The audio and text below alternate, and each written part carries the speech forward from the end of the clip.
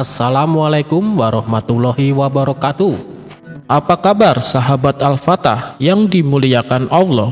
Semoga kita dalam keadaan sehat, dilimpahkan rezekinya dan diberikan keberkahan dunia dan akhirat. Amin ya robbal alamin.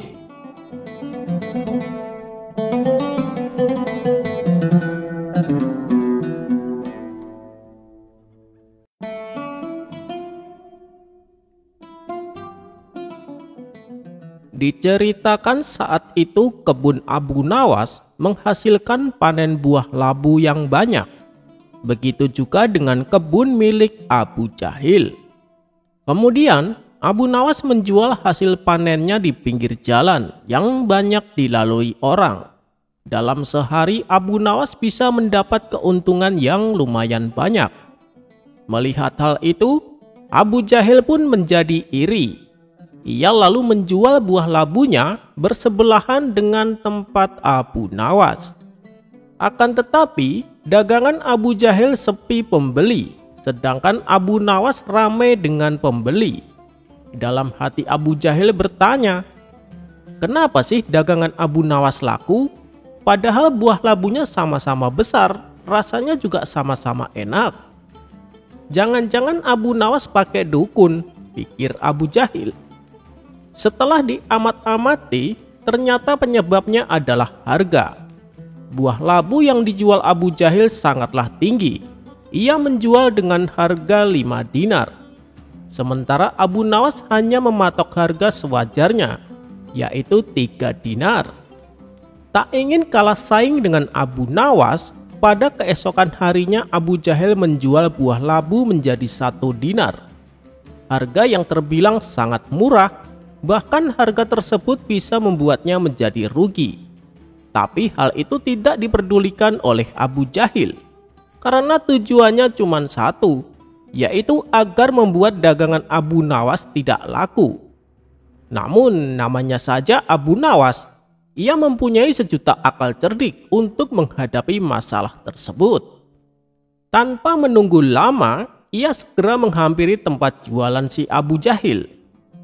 "Wahai Abu Jahil, bagaimana kalau buah labunya aku borong semua?" tanya Abu Nawas. Dengan tertawa penuh kemenangan, Abu Jahil berkata, "Boleh saja, kamu pasti tak mampu bersaing denganku kan?" ledek Abu Jahil.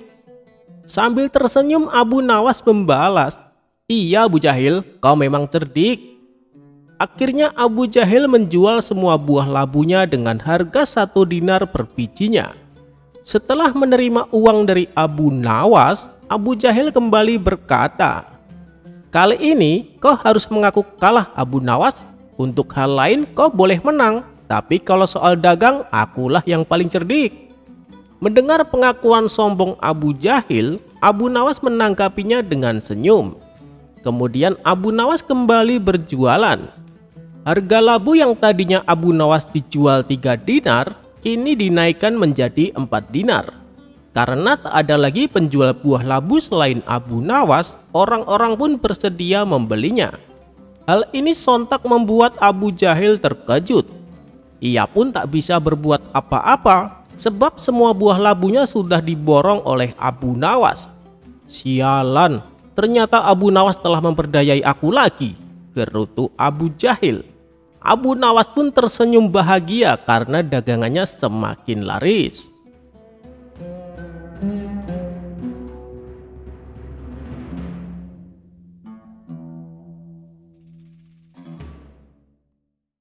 Suatu hari, Abu Nawas sedang berjalan-jalan di pasar dan melihat seorang petani yang sangat marah. Abu Nawas pun bertanya, "Mengapa kau begitu marah?"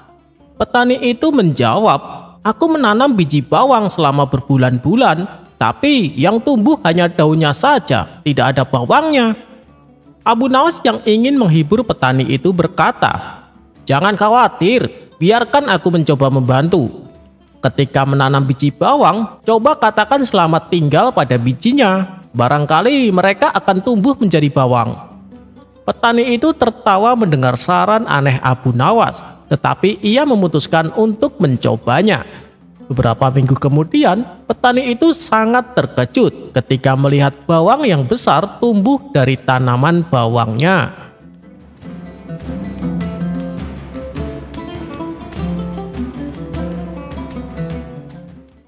Suatu hari, Abu Nawas bertemu dengan seorang penipu yang ingin menipunya. Penipu itu berkata, "Wahai Abu Nawas, aku memiliki sebotol minyak ajaib yang bisa mengubah batu menjadi emas. Aku akan menjualnya padamu dengan harga yang sangat murah." Abu Nawas yang cerdik membalas, "Oh, benarkah? Bagus, jika minyak itu begitu ajaib, maka seharusnya kau sudah menjadi orang terkaya di dunia. Bagaimana mungkin kau hanya menjualnya dengan harga murah?" Penipu itu terdiam sejenak, tersadar dengan pertanyaan Abu Nawas. Ia pun pergi dengan malu. Dan Abu Nawas tertawa-tawa mengetahui bahwa ia hampir ditipu.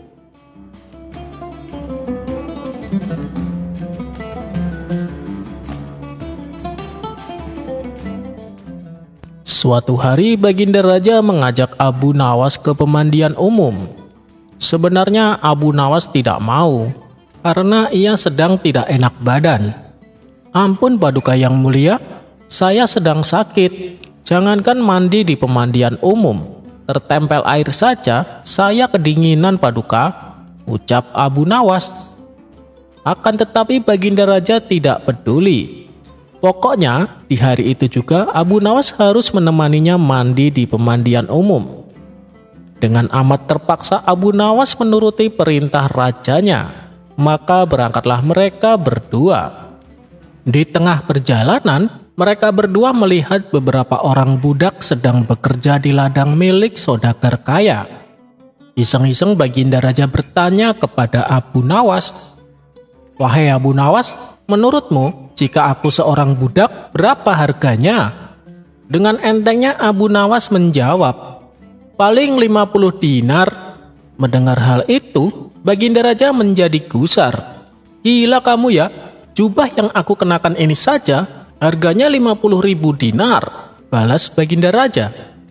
"Iya Paduka, saya kan hanya memberi harga jubah Paduka, sedangkan Paduka sendiri tidak ada nilainya," timpal Abu Nawas. Sudah, aku malas jalan denganmu. Kita pulang saja," kata Baginda Raja ketus. "Kita tidak jadi mandi ke pemandian umum Paduka?" tanya Abu Nawas.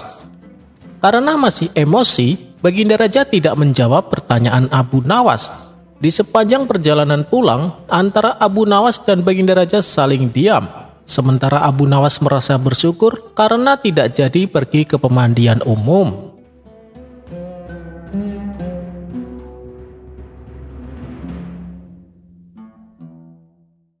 Suatu hari, Abu Nawas mendengar kabar tentang keledai yang luar biasa cantik di sebuah desa terpencil.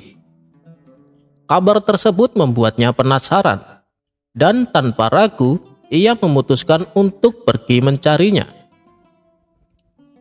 Setelah beberapa hari perjalanan, ia tiba di desa tersebut dan menemui pemilik keledai yang dikatakan cantik itu. Pemilik keledai pun menyambut hangat Abu Nawas. "Hai Abu Nawas, apa yang membawamu ke desa kami?" tanya pemilik keledai.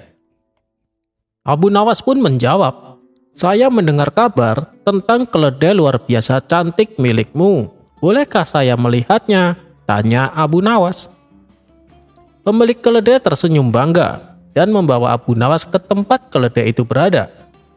Benar saja, keledai tersebut memiliki bulu yang lebat dan mata yang penuh cahaya. "Subhanallah, ini mungkin keledai tercantik yang pernah kulihat. Berapa harganya?" tanya Abu Nawas.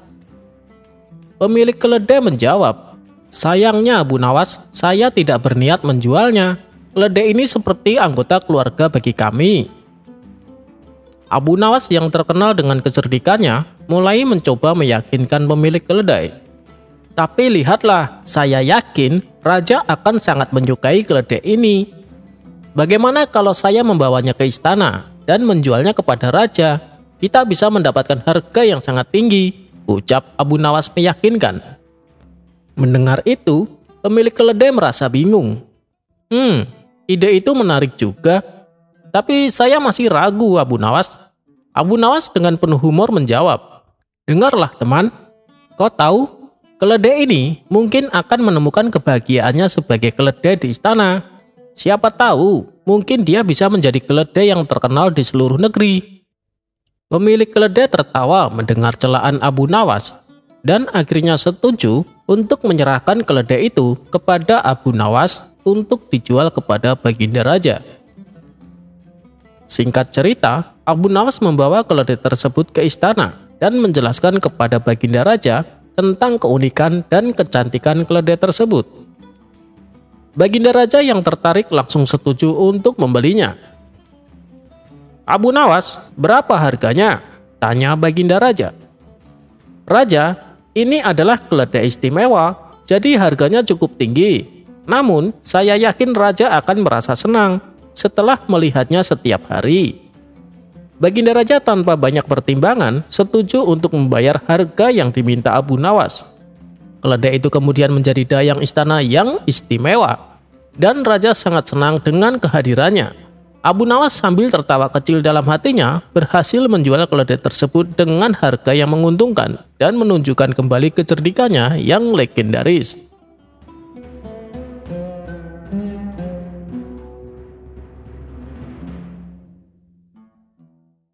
Memeras pemeras.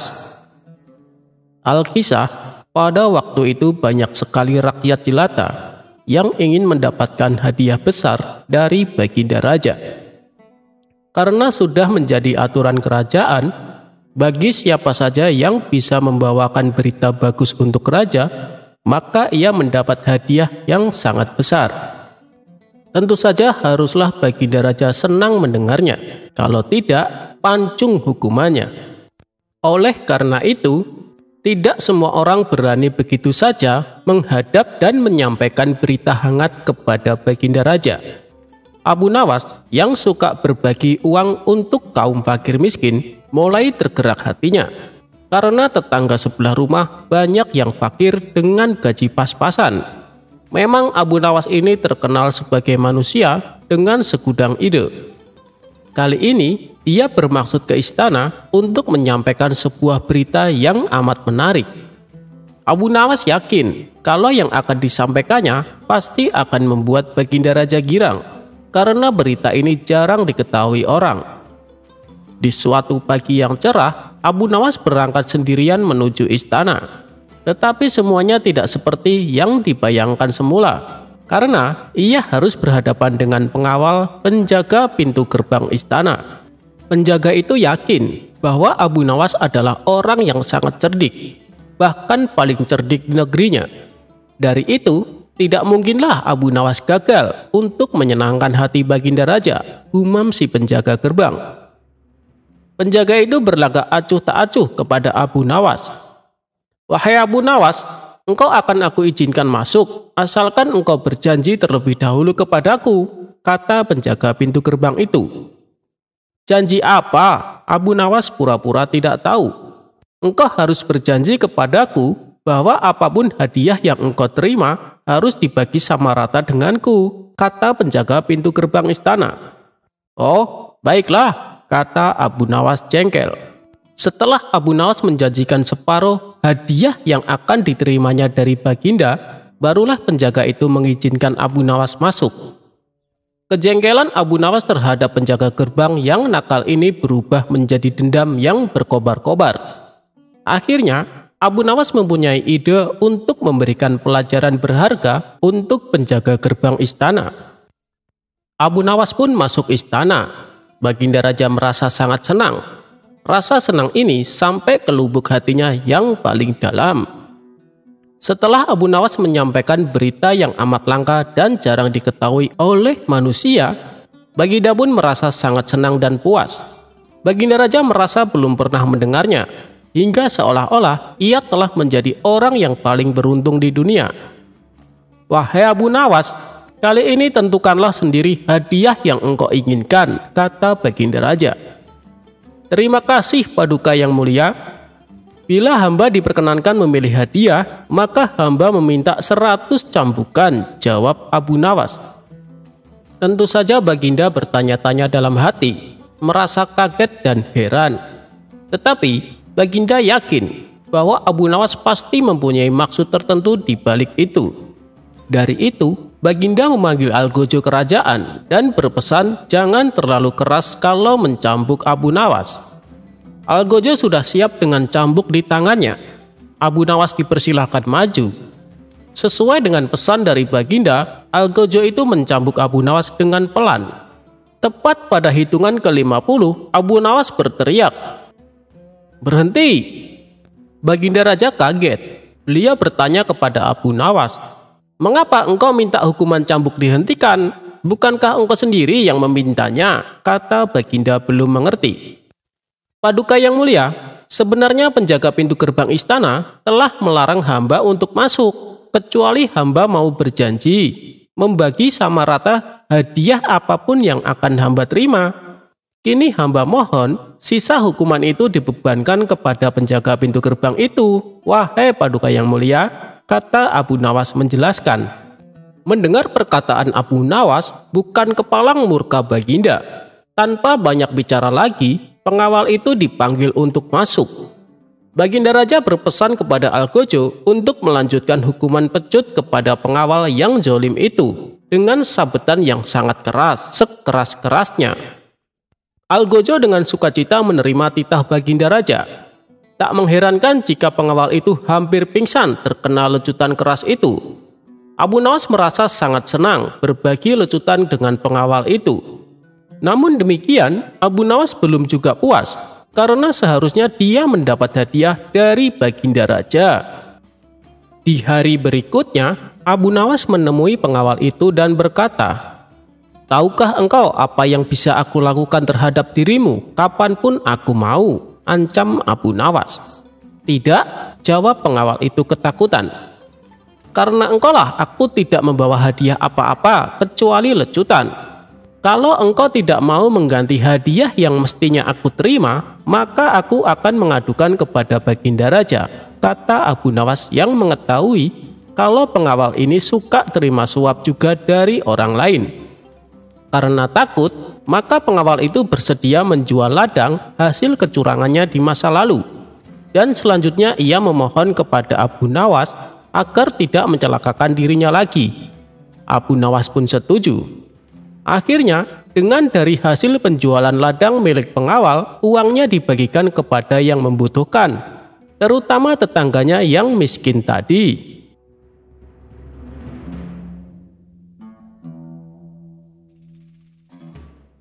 Abu Nawas menangkap tupai hantu. Abu Nawas masyhur sebagai tokoh sufi yang cerdik dan jenaka. Ia bernama lengkap Abu Ali Al-Hasan bin Hani Al-Hakami. Improvisasi Abu Nawas karena kecerdikannya kerap kali mampu menyelesaikan permasalahan yang dihadapinya dengan mudah. Suatu hari, Abu Nawas pergi ke hutan untuk mencari kayu bakar. Di sela-sela kesibukannya menebang kayu, ia dikejutkan oleh kehadiran seekor tupai. Tupai tersebut berlari ke sana kemari seakan asyik bermain. Karena Abu Nawas yang baru pertama kali melihat hewan seperti itu, tentu saja ia menjadi heran dan penasaran. Maka ia pun berniat membunuhnya. Setelah berupaya keras, akhirnya Abu Nawas berhasil menangkap tupai tersebut. "Hewan ini aneh, aku harus menunjukkan kepada orang-orang," kata Abu Nawas dalam hati. Lantas Abu Nawas menaruh tupai itu di dalam karung dan mengikatnya dengan kuat. Kali ini Abu Nawas pulang lebih cepat. Bahkan ia tidak membawa kayu seperti biasanya. Ia hanya membawa karung berisikan tupai tersebut. Melihat hal itu, istrinya pun heran. "Mana kayunya? Kenapa malah membawa karung?" tanya sang istri. "Wahai istriku, aku punya kabar baik. Tadi, sewaktu aku di hutan, aku menangkap hewan langka dan aneh. Sekarang hewannya ada di karung ini. Rencananya aku akan memanggil penduduk kampung dan memperlihatkan hewan ini. Semoga mereka mengenalinya, lalu aku akan menjualnya dengan harga tinggi, jawab Abu Nawas. Ucapan Abu Nawas membuat sang istri penasaran dan ingin membuka karung tersebut. Jangan dibuka, nanti dia bisa kabur, sahut Abu Nawas. Selanjutnya Abu Nawas berpesan kepada istrinya, aku akan pergi memanggil orang-orang agar datang kemari. Awas, jangan sampai dibuka karungnya ya, pesan Abu Nawas kepada istrinya. Setelah Abu Nawas pergi, sang istri sangat penasaran, ingin mengetahui hewan apa yang ada di dalam karung itu. Aku akan melihatnya sebentar lagian suamiku juga tidak akan tahu, kata istrinya dalam hati. Ketika talinya dilepas dan membuka karungnya, tupai itu langsung meloncat keluar. Hanya dengan sekejap mata, tupai itu berlari keluar rumah. Istri Abu Nawas pun bingung, apa yang harus dilakukan? Seandainya Abu Nawas tahu, pasti ia akan kena marah. Setelah lama berpikir, istri Abu Nawas tak menemukan cara, kecuali menaruh butiran gandum ke dalam karung dan mengikatnya kembali seperti semula. Sang istri mengira Abu Nawas tidak akan datang bersama siapapun. Dengan begitu, urusannya pun selesai. Selang beberapa saat kemudian, Abu Nawas disertai tokoh masyarakat termasuk wakil hakim dan beberapa orang lainnya datang untuk melihat fenomena langka ini. Abu Nawas pun mempersilahkan mereka masuk ke rumahnya. Sang istri tak menyangka kalau Abu Nawas membawa tamu sebanyak ini. Lalu Abu Nawas berkata kepada para tamunya tersebut, saya akan memperlihatkan kepada kalian makhluk yang langka ini, kata Abu Nawas sambil melepas tali karung. Orang-orang yang hadir menyimaknya dengan seksama, dan mereka mulai memperhatikan karung tersebut. Namun ketika karungnya dibuka, ternyata isinya biji gandum. Hal ini membuat Abu Nawas terkejut. Padahal aku mengundang mereka untuk sesuatu yang aneh, pikirnya. Tapi Abu Nawas tidak kehilangan akal. Ia kemudian berkata kepada mereka yang hadir, apakah kalian tahu berapa banyak manfaat dari makhluk ini? Kata Abu Nawas. Maksudmu butiran gandum, Abu Nawas? Tanya mereka. Oh iya, betul sekali. Aku berhasil mengumpulkan butiran gandum yang dibuang orang-orang di depan rumahku sampai terkumpul beberapa kilogram, jawab Abu Nawas. Lalu maksudnya apa Abu Nawas? Tanya mereka kembali. Begini kawan-kawan, seandainya aku mengumpulkan butiran-butiran gandum yang berserakan dari setiap rumah dan ladang, berapa banyak gandum yang berhasil aku kumpulkan? Tanya balik Abu Nawas. Tentu lumayan banyak Abu Nawas, jawab mereka. Nah, itu kalian tahu kenapa kita tidak memperdulikan nikmat dari Allah, kawan-kawan? Aku memiliki usulan. Bagaimana kalau orang-orang yang membuang biji gandum supaya didenda, ujar Abu Nawas. Ya, benar sekali, aku setuju Abu Nawas. Dengan begitu, kita tidak akan mengeluh kekurangan gandum.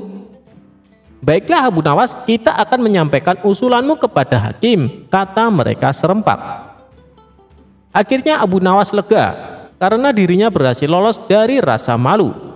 Tapi ia masih bingung. Bagaimana mungkin seekor hewan bisa berubah jadi biji gandum? Pada hari berikutnya, seperti biasa Abu Nawas pergi mencari kayu di hutan. Di sana ia kembali melihat seekor tupai yang sedang berlari. Dasar binatang hantu, bagaimana kau bisa menjelma menjadi gandum? Kata Abu Nawas dengan kesal. Demikianlah kisah kelucuan Abu Nawas, semoga bermanfaat.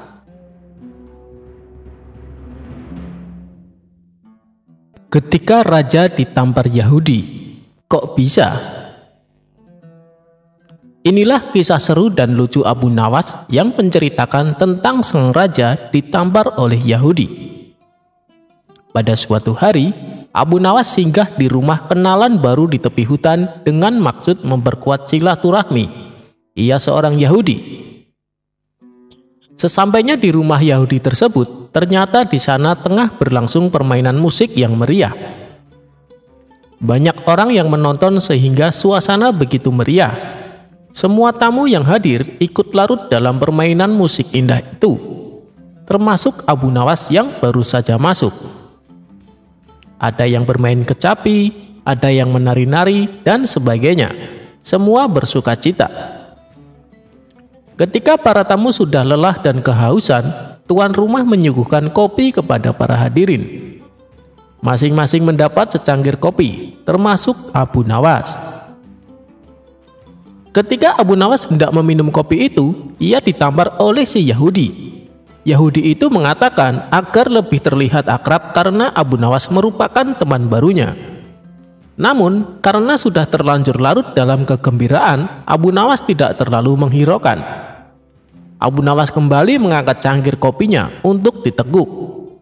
Namun, tidak disangka ia kembali mendapat tamparan yang begitu keras dari pemilik rumah itu, dan begitu seterusnya. Pemilik rumah tersebut hanya tersenyum saja, tanpa merasa bersalah sedikit pun. Begitu juga para tamu yang hadir, bukannya kasihan, malahan menertawakan Abu Nawas. Dengan perasaan marah bercampur geram, Abu Nawas pun langsung pergi meninggalkan mereka tanpa berkata sepatah kata pun. Abu Nawas terus berjalan menuju rumahnya. Dalam hati ia bergumam, jahat benar perangai Yahudi itu, main tampar seenaknya saja. Kelakuan seperti itu tidak boleh dibiarkan berlangsung di Baghdad. Aku harus mencari cara menghentikan Yahudi tersebut, gumamnya dalam hati. Seketika Abu Nawas mendapatkan akal. Oh iya, aku ada akal, gumam Abu Nawas selanjutnya. Keesokan harinya, Abu Nawas menghadap Baginda Raja di istana.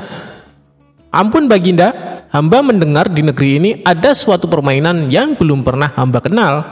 Permainan itu sangat aneh, lapor Abu Nawas. Di mana tempatnya? Tanya Baginda. Di tepi hutan sana Baginda, kata Abu Nawas. Mari kita lihat, ajak Baginda Raja. Nanti malam saja kita perginya Baginda. Kita akan pergi berdua saja dengan pakaian biasa agar tidak ada yang mengenali Baginda, ucap Abu Nawas. Pada malam hari, maka berangkatlah Baginda dan Abu Nawas ke rumah Yahudi itu. Ketika sampai di sana, kebetulan si Yahudi sedang asik bermain musik dengan teman-temannya. Maka Baginda pun dipersilahkan duduk. Ketika diminta untuk menari, Baginda menolak, sehingga ia dipaksa dan ditampar pipinya kanan kiri. Sampai di situ Baginda baru sadar bahwa ia telah dipermainkan oleh Abu Nawas. Tapi apa daya, ia tak mampu melawan orang sebanyak itu. Maka dengan terpaksa menarilah Baginda sampai keringat mengucur di seluruh tubuhnya. Setelah merasa sangat lelah dan kehausan, barulah dibagikan kopi kepada semua tamu. Dan melihat hal itu, Abu Nawas meminta izin untuk keluar ruangan dengan alasan akan pergi ke kamar mandi untuk kencing. Biar Baginda merasakan sendiri peristiwa itu, karena salahnya sendiri tidak pernah mengetahui keadaan rakyatnya dan hanya percaya kepada laporan para menteri. Pikir Abu Nawas dalam hati sembari meluncur pulang ke rumah. Tak kalah hendak mengangkat cangkir kopi ke mulutnya, Baginda ditampar oleh si Yahudi itu. Ketika ia hendak mengangkat cangkir kopinya lagi, ia pun terkena tamparan lagi, begitu seterusnya. Hingga Baginda merasakan sangat kesakitan dan mukanya menjadi lebam memerah. Sementara tamu yang lainnya terus menertawainya. Ia sadar jika Abu Nawas pasti sudah meninggalkannya, dan ia pun tahu jika itu adalah cara Abu Nawas menunjukkan kejahilan yang terjadi pada rakyatnya, dan selalu saja Baginda yang dijadikan korban. Karena tidak sanggup lagi menerima tamparan para Yahudi, Baginda pun langsung pergi tanpa berkata sepatah kata pun. Pada keesokan harinya, setelah bangun tidur, Baginda Raja langsung memerintahkan seorang pengawal istana untuk memanggil Abu Nawas menghadap. Wahai Abu Nawas, baik sekali perbuatanmu semalam. Engkau biarkan diriku disiksa dan dipermalukan seperti itu, kata Baginda Raja. Ampun beribu ampun wahai Baginda Raja. Pada malam sebelumnya hamba telah mendapat perlakuan yang sama seperti itu. Apabila hal itu hamba laporkan secara jujur, pasti Baginda tidak akan percaya dan mengira itu adalah akal-akalan hamba saja. Dari itu, hamba bawa Baginda ke sana agar mengetahui dengan kepala sendiri perilaku rakyat yang tidak senonoh itu, jawab Abu Nawas membela diri. Baginda tidak dapat membantah ucapan Abu Nawas, lalu disuruhnya beberapa pengawal untuk memanggil si Yahudi itu. Tak lama berselang, "Wahai Yahudi, apa sebabnya engkau menampar aku tadi malam?" tanya Baginda marah. "Wahai tuanku, sesungguhnya hamba tidak tahu jika malam itu adalah tuanku. Jika sekiranya hamba tahu, hamba tidak akan berbuat seperti itu," jawab si Yahudi membela diri. Apa daya pembelaan Yahudi itu tidak disetujui oleh Baginda Raja. Karena menampar orang termasuk perbuatan menyiksa dengan kejam, dan Baginda harus mengambil tindakan tegasnya karenanya. "Sekarang terimalah pembalasanku," kata Baginda. "Ampunilah hamba tuanku," ucap si Yahudi. Segera saja Baginda memerintahkan para prajurit untuk memasukkan si Yahudi ke dalam penjara. Sejak saat itu, Baginda Raja amat memperhatikan rakyatnya. Ia berterima kasih atas laporan yang diberikan oleh Abu Nawas tersebut, meski caranya selalu aneh dan membuat ia hampir celaka. Demikianlah kisah lucu tentang Abu Nawas kali ini.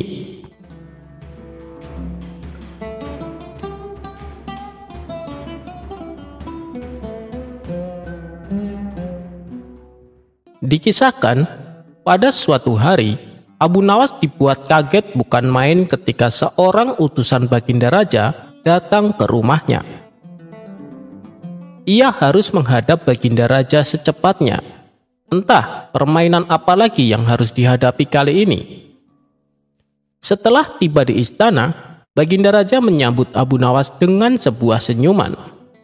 Lalu dia berkata,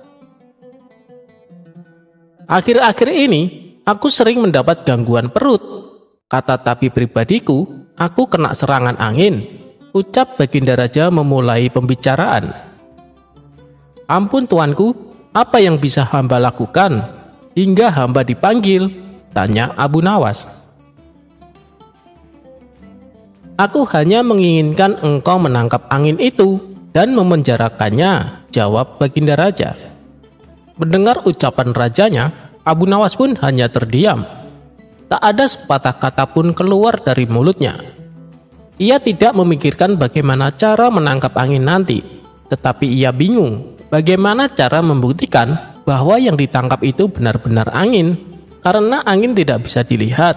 Tidak ada benda yang lebih aneh dari angin. Tidak seperti halnya air, walaupun tidak berwarna, tetapi air masih bisa dilihat, sedangkan angin tidak sama sekali.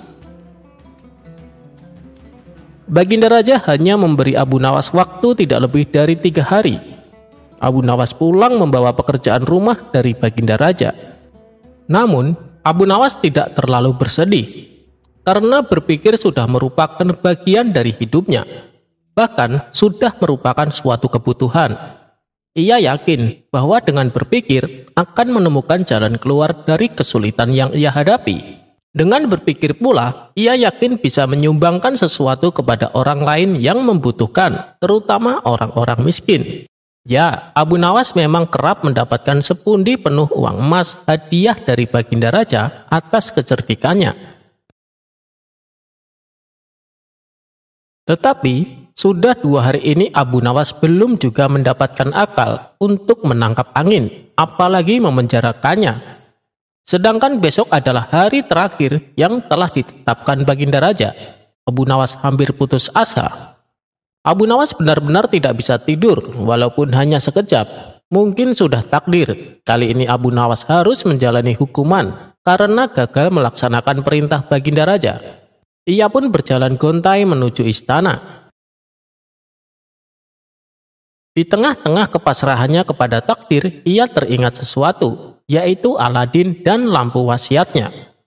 Bukankah jin itu tidak terlihat? Abu Nawas bertanya pada diri sendiri. Ia berjingkrak girang dan segera berlari pulang. Sesampainya di rumah, ia secepat mungkin menyiapkan segala sesuatunya, kemudian menuju istana. Di pintu gerbang istana, Abu Nawas langsung dipersilakan masuk oleh para pengawal. karena Baginda sedang menunggu kehadirannya. Dengan tidak sabar, Baginda langsung bertanya kepada Abu Nawas. "Sudahkah engkau berhasil memenjarakan angin, wahai Abu Nawas?" tanya Baginda Raja. "Sudah, Paduka yang mulia," jawab Abu Nawas dengan muka berseri-seri sambil mengeluarkan botol yang sudah disumbat.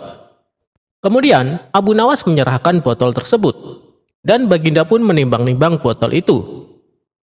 "Mana angin itu, wahai Abu Nawas?" tanya Baginda Raja. "Ada di dalam botol itu, tuanku yang mulia," jawab Abu Nawas penuh rasa hormat. "Aku tak melihat apa-apa," kata Baginda Raja lagi. "Ampun tuanku, memang angin tidak bisa dilihat. Tetapi bila Paduka ingin tahu angin, tutup botol itu harus dibuka terlebih dahulu," kata Abu Nawas menjelaskan. Setelah tutup botol dibuka, Baginda Raja mencium bau busuk, bau kentut yang begitu menyengat hidung. "Bau apa ini, hai Abu Nawas?" tanya Baginda Raja marah. "Ampun tuanku yang mulia, tadi hamba buang angin dan hamba masukkan ke dalam botol itu. Hamba takut angin yang hamba buang itu keluar, maka hamba memenjarakannya dengan cara menyumbat mulut botol," kata Abu Nawas ketakutan. Mendengar penjelasan Abu Nawas, Baginda Raja pun tidak jadi marah, karena penjelasannya memang masuk akal. "Hahaha, kau memang pintar Abu Nawas," puji Baginda Raja sembari meninggalkan Abu Nawas. "Baginda, panggil Abu Nawas." "Ya Abu Nawas," sahut Baginda Raja. "Hamba sebenarnya cukup pusing memikirkan cara melaksanakan tugas memenjarakan angin ini," keluh Abu Nawas. "Lalu, apa maksudmu Abu Nawas?" "Hamba minta ganti rugi Baginda." "Kau hendak memeras seorang raja?" "Oh, bukan begitu Baginda." "Lalu apa maumu?" "Baginda Raja harus memberi saya hadiah berupa uang sekedar untuk bisa belanja dalam 1 bulan. Kalau tidak," tantang Baginda Raja. "Kalau tidak, hamba akan menceritakan kepada khalayak ramai bahwa Baginda Raja telah dengan sengaja mencium kentut hamba," tantang Abu Nawas. Waduh, Baginda kaget dan jengkel. Tapi kemudian tertawa terbahak-bahak. "Baik, permintaanmu aku kabulkan," ujar Baginda Raja mengakhiri percakapan.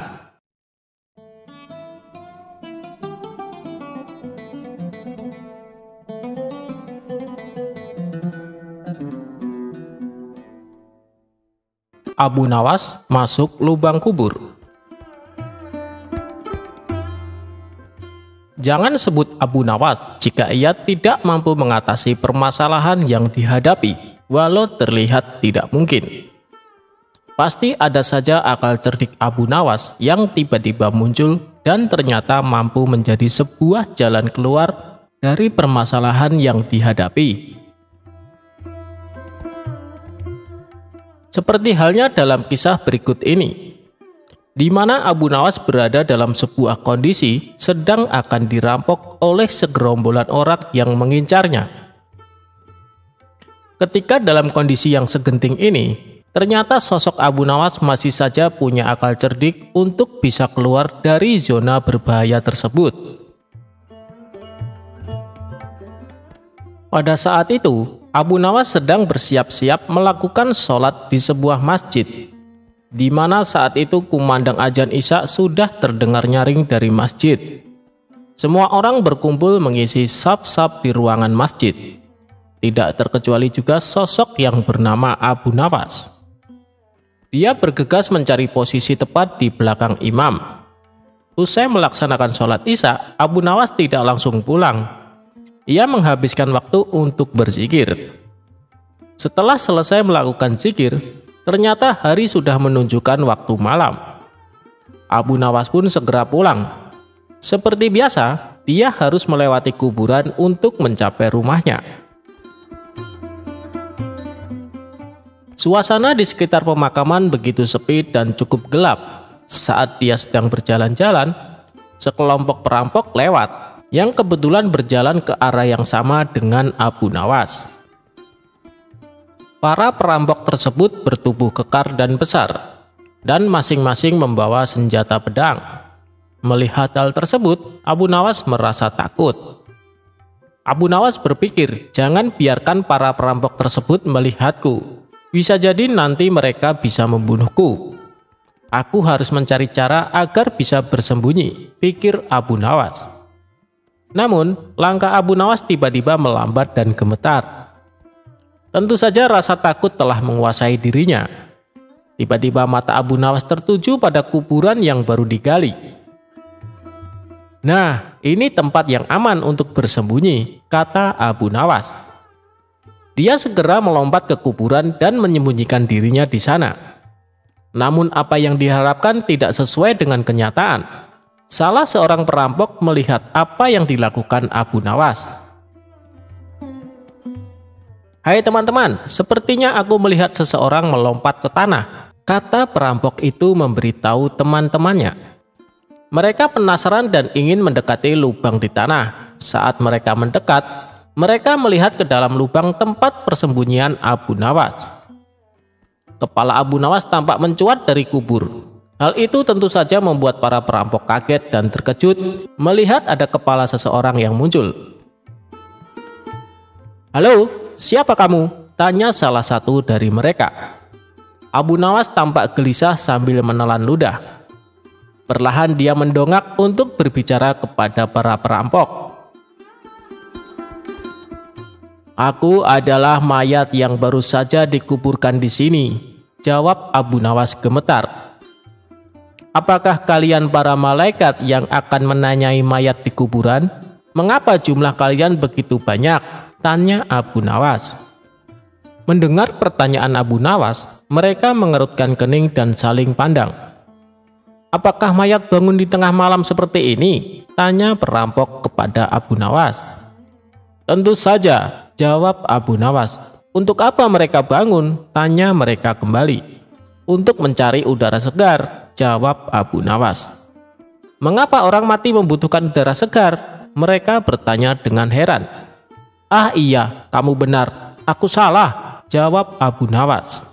Abu Nawas kemudian kembali menurunkan badannya seperti posisi mayat saat dikuburkan. Melihat yang dilakukan Abu Nawas, para perampok bengong keheranan. Kemudian mereka meninggalkan Abu Nawas dengan rasa takut serta gemetaran. Dengan ide inilah Abu Nawas akhirnya dapat menghindari ancaman para perampok tersebut.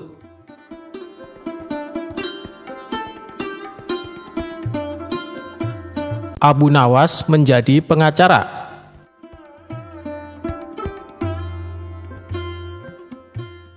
Suatu hari, raja didatangi oleh orang miskin yang mengadukan suatu masalah. Apa masalahmu, Tuan? Cobalah ceritakan padaku, kata sang raja. Nama saya Abu Sukun. Saya orang miskin. Di sebelah rumah saya ada orang kaya. Orang kaya itu menyuruh saya membayar uang karena saya dituduh mencium bau makanannya tanpa izin. Bagaimana saya bisa menghindari bau makanannya sementara rumahnya bersebelahan dengan rumah saya, tuanku? Kata Abu Sukun. Apakah Anda sudah membawa kasus ini ke pengadilan? Tanya raja. Sudah, tuanku. Namun hakim telah menghukum saya untuk membayar 100 dinar atas permintaan orang kaya itu. Saya tidak punya uang untuk membayar sebanyak 100 dinar. Orang miskin seperti saya, dari mana saya mendapatkan uang sebanyak itu? Jawab Abu Sukun dengan sedih. Jika hakim telah mengambil keputusan, itu artinya kau bersalah dan harus membayar dendanya, kata raja. Tiba-tiba Abu Nawas berbisik kepada raja. Raja mengangguk tanda setuju dengan Abu Nawas. Besok saya akan pergi ke pengadilan untuk meminta masalah ini untuk dibicarakan lagi supaya mendapat keadilan, kata raja. Sudahlah, aku akan membantumu. Baginda ingin masalah ini diselidiki dan diadili dengan baik, kata Abu Nawas kepada Abu Sukun. Tengah malam, Abu Nawas meminta raja untuk pergi ke rumah hakim. Tiba-tiba mereka mendengar percakapan di rumah hakim. Dengan cepat, Abu Nawas dan raja bersembunyi sambil mendengarkan percakapan dari dalam rumah hakim. Saya mendengar raja ingin kasus saya dibawa ke pengadilan lagi. Ini uang 100 dinar saya berikan kepada Anda, agar kasus ini saya menangkan, kata si kaya. Raja pun terkejut dan marah. Besok kita harus pergi ke pengadilan, dan tuanku harus menjadi saksi atas perbuatan mereka, kata Abu Nawas. Keesokan harinya di pengadilan. Hakim, Abu Sukun telah mencium bau makanan dari rumah saya tanpa izin. Sebagai bukti, Abu Sukun semakin gemuk sementara saya semakin kurus. Itu tidak adil dan saya meminta Abu Sukun untuk membayar 100 dinar untuk bau makanan yang sudah dicium Abu Sukun, kata orang kaya. Di pengadilan, Abu Nawas adalah pengacara Abu Sukun. Abu Nawas berkata, Hakim, tidak adil jika Abu Sukun dihukum hanya karena mencium baunya saja. Sedangkan orang kaya ini yang memakan makanan dan merasa kenyang. Agar adil, saya usulkan agar orang kaya ini dibayar dengan mendengarkan suara 100 keping dinar, kata Abu Nawas tegas. Sementara, uang 100 dinarnya harus diberikan kepada Abu Sukun karena sudah difitnah. Dan hakim sendiri akan dihukum oleh raja karena memakan 100 dinar uang suap dari orang kaya, kata Abu Nawas. Hakim kaget dan sangat malu ketika tindakannya juga terungkap. Benar Hakim, aku telah melihat dan mendengar dengan jelas tentang penipuanmu tadi malam, kata sang raja. Baginda Raja sangat terkesan dengan penjelasan Abu Nawas dan memecat Hakim karena tidak jujur dan memakan suap. Ingat, menjadi hakim kalau tidak benar dan adil akan dijebloskan ke neraka, kata Abu Nawas sambil memberi nasihat. Raja pun senang dan memberikan banyak hadiah kepada Abu Nawas.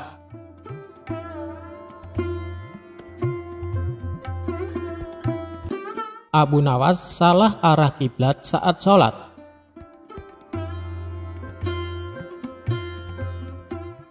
Alkisah, sewaktu-waktu Abu Nawas mengunjungi sahabat lamanya yang sudah lama tidak ditemui. Seperti biasa, Abu Nawas hanya membawa perbekalan seadanya saat pergi ke kota lain menemui sahabatnya.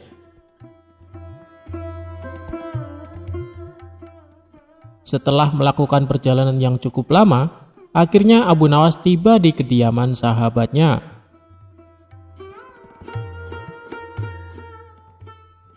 Assalamualaikum, ujar Abu Nawas sambil mengetuk pintu rumah sahabatnya.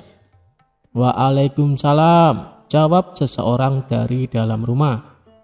Ketika pintu rumah dibuka, sahabat Abu Nawas kaget sekaligus senang melihat tamu yang datang ke rumahnya.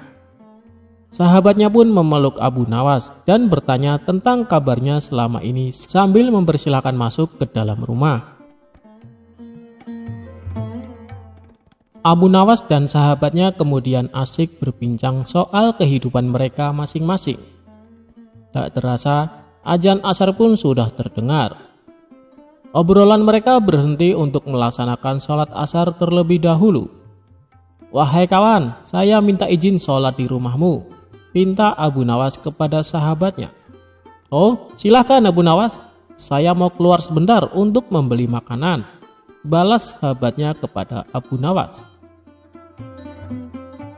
Abu Nawas pergi ke kamar mandi untuk mengambil wudhu. Selesai wudhu, ia bingung harus menghadap kiblat ke arah sebelah mana.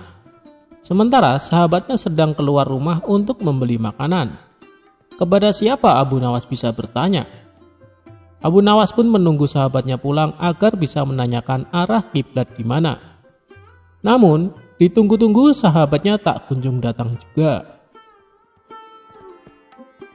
Akhirnya, Abu Nawas memutuskan sholat dengan arah kiblat yang ia kira-kira sendiri di mana arahnya. Dan ia menggelar sajadahnya lalu sholat asar. Sahabatnya yang datang tak lama setelah Abu Nawas sholat asar langsung tertawa melihat sahabatnya sholat dengan arah yang salah.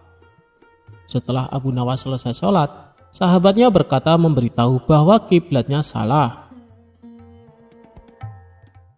Hei Abu Nawas, arah kiblatnya bukan ke situ, kata sahabatnya. Kemudian Abu Nawas balik bertanya kepada sahabatnya, apa arah kiblat waktu ia sholat tadi salah? Apakah arah sholatku salah? Tanya Abu Nawas kepada sahabatnya.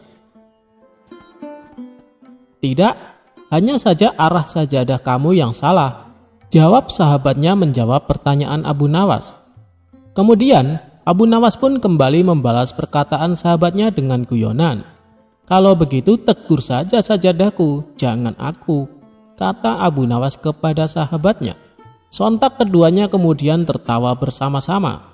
Lalu Abu Nawas mengajak sahabatnya sholat berjamaah. Ya sudah, mari kita sholat berjamaah. Habis itu baru kita makan-makan, ajak Abu Nawas kepada sahabatnya.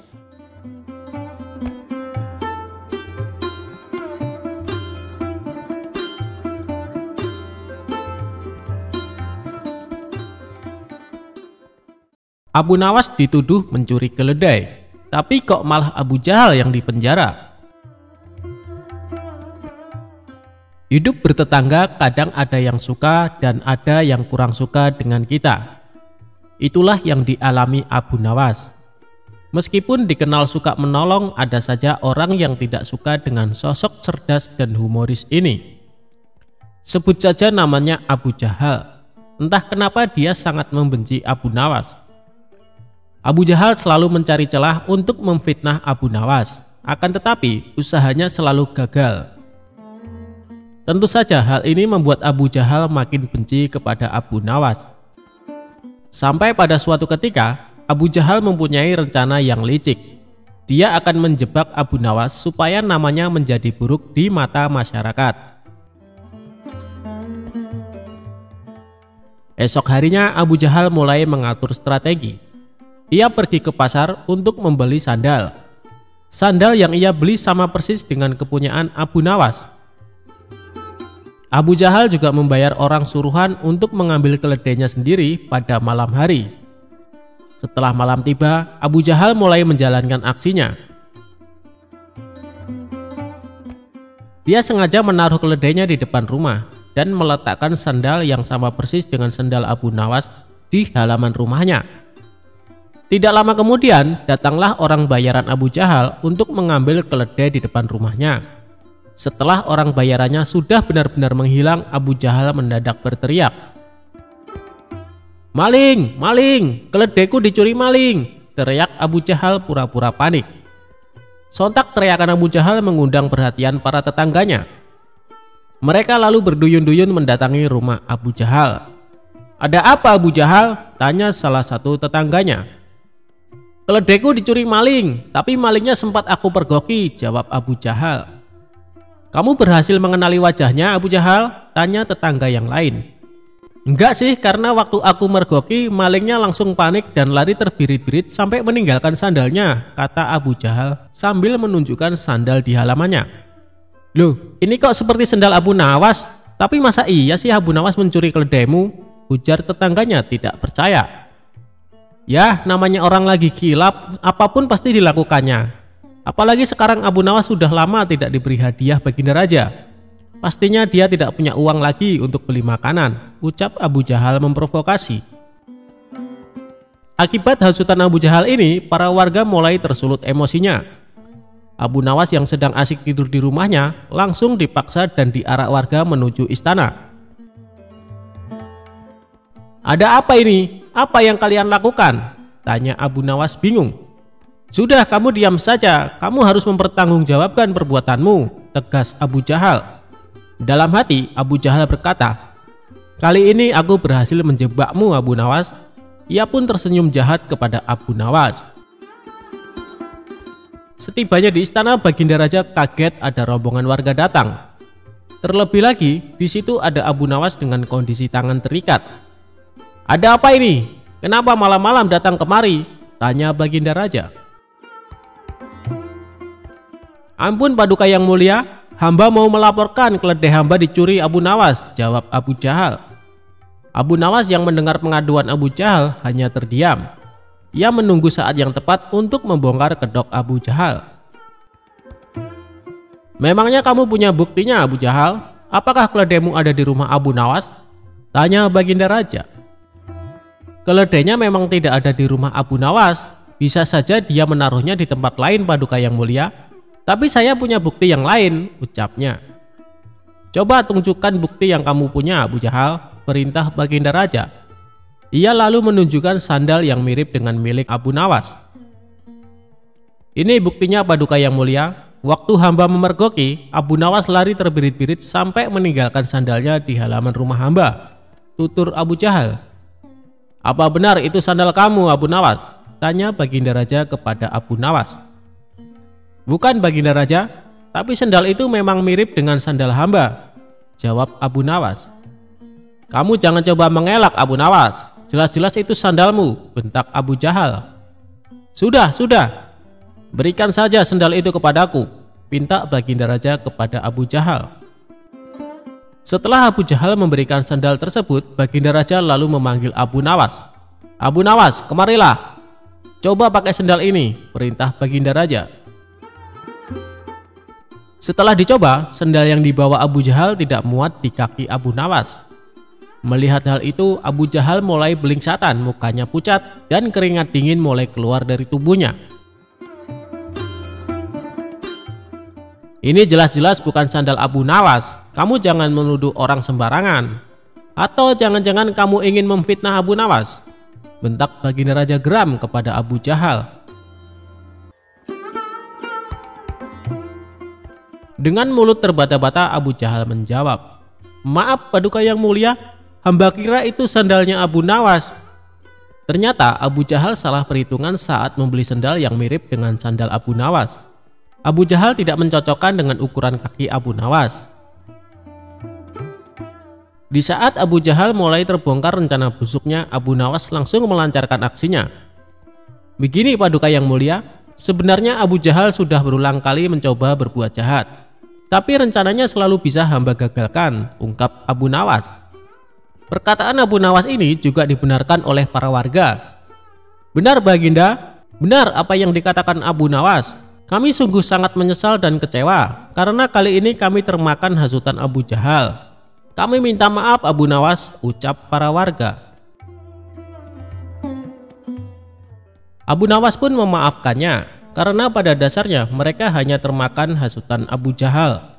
Sementara Abu Jahal langsung dimasukkan ke penjara atas perbuatan yang dilakukan.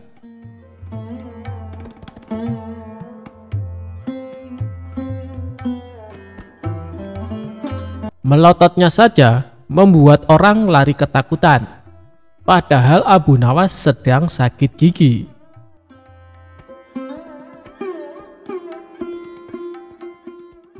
Abu Nawas merupakan tokoh sufi asal Baghdad yang terkenal kocak dan suka membuat jengkel. Ada kalanya dia juga merasakan jengkel dengan kelakuan orang-orang di sekitarnya. Wajar saja, karena Abu Nawas juga manusia biasa yang tak jarang pusing, bimbang, bingung, bahkan mungkin juga bisa marah. Namun lantaran dia seorang sufi kenamaan pada waktu itu, melototnya Abu Nawas saja bikin orang gemetar dan lari tunggang langgang. Padahal bukannya marah, namun Abu Nawas merasa pening dengan sakit gigi yang dideritanya.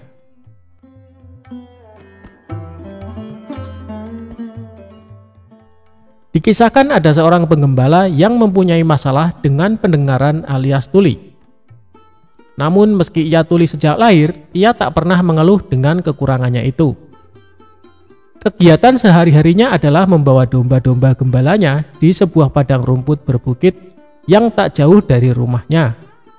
Pada suatu hari, saat ia sedang mengembalakan domba-dombanya, si gembala tuli merasakan sakit perut. Ia sudah tak kuat menahan untuk buang air besar dan terpaksa harus memutuskan pulang ke rumah untuk membuang hajat.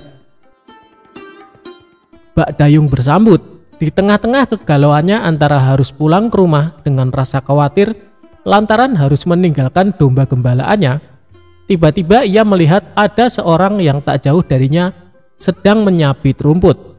Ia pun menghampirinya dan berkata, "Hai kawan, tolong jaga domba-domba ini ya, dan tolong awasi jangan sampai ada yang berkeliaran hingga tersesat. Aku akan pulang ke rumah sebentar untuk buang air besar," kata penggembala. Diketahui pemotong rumput tersebut ternyata juga tuli. Ia tak mendengar apapun yang pengembala itu katakan. Si pemotong rumput mengira kalau si pengembala mau meminta rumputnya. Enak saja, mengapa kau tidak memotong rumputnya sendiri? Aku di rumah juga banyak hewan ternak yang harus kuberi makan. Sudah, sana pergi, jangan ganggu aku, kata si pemotong rumput sembari menggerakkan tangannya.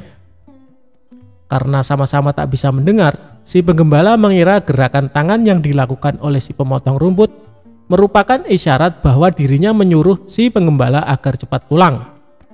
Terima kasih kawan, engkau benar-benar telah menolongku, kata si penggembala. Maka ia pun bergegas pulang ke rumah. Setelah si gembala menuntaskan hajatnya buang air besar, kemudian ia kembali menemui si pemotong rumput. Si penggembala menghitung domba-dombanya dengan cermat dan ternyata jumlahnya masih lengkap. Sungguh luar biasa pribadi pemotong rumput itu. Ia benar-benar bisa dipercaya. Ia menjaga domba-dombaku tanpa mengharap ucapan terima kasih sama sekali. Sungguh pribadi yang luar biasa, gumamnya dalam hati si penggembala domba. Oh iya, salah satu dombaku kan ada yang pincang. Lebih baik aku berikan padanya sebagai rasa terima kasihku. Ini akan menjadi makanan yang lezat untuk keluarganya, gumamnya lagi. Si penggembala lalu memanggul domba tersebut dan menghampiri si pemotong rumput. Hei kawan, terimalah hadiah dariku, karena engkau telah menjaga domba-dombaku, kata si penggembala sambil menunjukkan domba pincangnya. Melihat hal itu, si pemotong rumput malah menjadi marah. Dasar kurang ajar, aku tak melihat apapun yang terjadi selama kamu pergi. Kenapa kamu malah minta tanggung jawab atas pincangnya kaki dombamu? Dari tadi aku sibuk memotong rumput dan sama sekali tak tahu terkait kejadian yang menimpa pada kaki dombamu. Pergilah, kalau kau mendekat aku akan memukulmu, ancam si pemotong rumput dengan nada emosi. Si penggembala pun heran. Kenapa si pemotong rumput malah marah kepadanya? Tiba-tiba lewatlah seseorang dengan menaiki kuda, tapi ternyata dia adalah seorang pencuri kuda yang telinganya juga tuli, dan kuda yang ditungganginya adalah hasil curian. Si penggembala lalu berteriak memanggil si penunggang kuda. Tuan, tolong katakan padaku apa yang diucapkan si pemotong rumput ini. Aku ini tuli tuan, jadi aku tidak mengerti kenapa ia menolak pemberianku. Bahkan ia marah kepadaku, ucap si penggembala dengan nada emosi. Si pemotong rumput pun tak mau kalah. Ia juga bicara dengan nada teriak kepada si penunggang kuda. Begini tuan, dari tadi aku sedang memotong rumput dan tidak tahu apa-apa. Tapi tiba-tiba dia meminta tanggung jawab atas pincangnya kaki domba miliknya. Jelas saja saya marah dituduh seperti itu, ucap si pemotong rumput dengan nada marah juga. Si penunggang kuda kemudian turun dari kudanya dan menghampiri keduanya karena ia jauh. Ia mengira si pemotong rumput dan si pengembala kambing sedang memarahinya karena telah mencuri kudanya. Iya benar, aku memang barusan mencuri kuda. Tapi aku sungguh tidak tahu kalau kuda ini adalah milik kalian. Maafkan aku kawan, kata si penunggang kuda. Sudah aku katakan, aku tidak tahu apa-apa terhadap pincangnya domba orang ini, teriak si pemotong rumput. Hei kawan, suruh ia katakan padaku mengapa ia menolak pemberianku, teriak si pengembala. Iya, aku mengakui mencuri kuda, tapi aku tuli. Jadi aku tidak tahu siapa di antara kalian yang memiliki kuda ini, teriak si penunggang kuda. Di tengah-tengah keributan yang terjadi, melintaslah Abu Nawas di hadapan mereka. Kala itu Abu Nawas sedang mengalami sakit gigi. Jangankan bisa bicara, untuk menggerakkan mulutnya saja sakitnya bukan main. Ketika mereka melihat kehadiran Abu Nawas, mereka mengira Abu Nawas adalah seorang sufi yang alim dan sakti. Karena dari penampilannya menggunakan jubah, layaknya ulama sufi terpandang. Si pemotong rumput lalu menarik jubah Abu Nawas. Ia berkata dengan berteriak kepada Abu Nawas untuk meminta keadilan. Tuan Sufi, tolonglah saya, mereka menuduhku melukai dombanya, pintanya. Tak mau kalah, si gembala juga berkata kepada Abu Nawas dengan nada teriak. Wahai Tuan Sufi, aku hanya ingin memberikan domba, tapi dia malah memarahiku, ujarnya. Bahkan si pencuri kuda juga ikut berkata, "Tuan Sufi, saya akui, saya bersalah. Saya sudah mengaku mencuri, tapi aku tuli. Saya tidak bisa mendengar perkataan mereka. Jadi saya tidak tahu siapa sebenarnya pemilik kuda ini," kata penunggang kuda. Mendengar pengaduan mereka dengan nada teriak membuat sakit gigi Abu Nawas bertambah tidak karuan. Ia hanya bisa menatap tajam penuh amarah ke arah mereka. Bahkan mata hitam Abu Nawas menusuk tajam ke mata mereka bertiga secara bergantian. Melihat gelagat seperti itu, mereka mengira Abu Nawas sedang berusaha keras mencari petunjuk atas kebenaran dari situasi ini. Mereka bertiga pun mulai takut dengan sorot mata tajam Abu Nawas. Mereka takut kalau Abu Nawas menyihir mereka, atau setidaknya Abu Nawas mengendalikan kemauan mereka. Melihat sikap Abu Nawas yang menakutkan itu, si pencuri langsung melompat ke punggung kudanya dan segera memacu lari kudanya kencang-kencang. Begitu pula dengan si pengembala, ia segera giring gembala untuk menjauh dari Abu Nawas. Sementara si pemotong rumput yang sedari tadi gemetar, ia segera mengemasi hasil sabitan rumputnya ke dalam kantong dan mengangkatnya di bahu, lalu berlari menjauhi Abu Nawas. Setelah ketiga orang tersebut berlari karena ketakutan, Abu Nawas lalu melanjutkan perjalanannya. Ia pun berpikir dalam hati, kadang-kadang kata-kata tak berfungsi apa-apa dan tidak terlalu berguna. Mungkin lebih baik orang tidak perlu banyak bicara.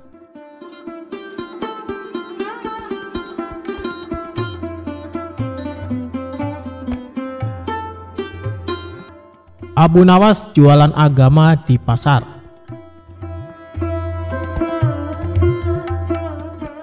Lama sudah Abu Nawas tidak bertemu dengan Baginda Raja. Ia sangat merindukan kebersamaan dengan rajanya itu.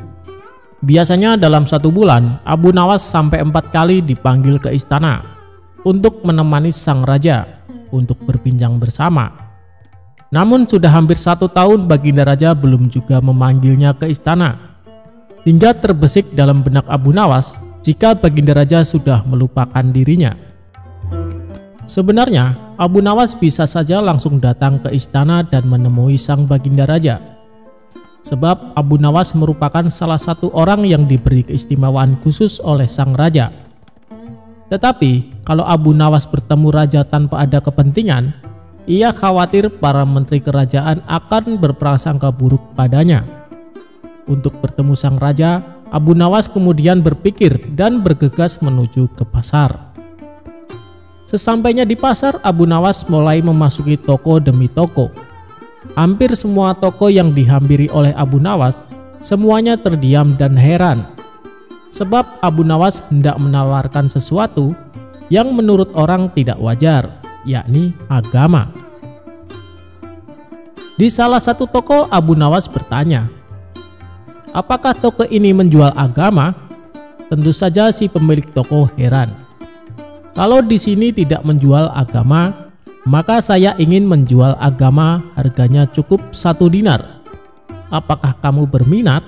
ungkap Abu Nawas.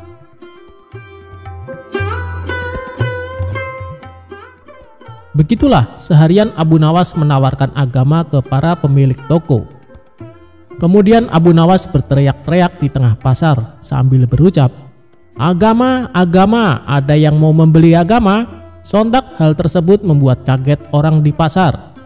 Banyak yang menuduhnya telah ateis. Orang-orang lantas membawanya ke hadapan sang raja. Setibanya di hadapan sang raja kemudian berkata kepada Abu Nawas, "Kenapa kamu bisa diikat oleh orang-orang dan dibawa ke sini?"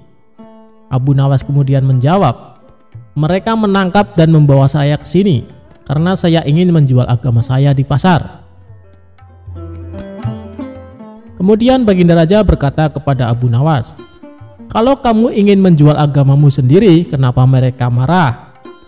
Abu Nawas kemudian menjawab, "Jika saya menjual agama saya sendiri, mereka berpikir saya tak lagi punya agama. Jika saya tak lagi punya agama, mereka menyimpulkan saya tidak bisa sholat lagi.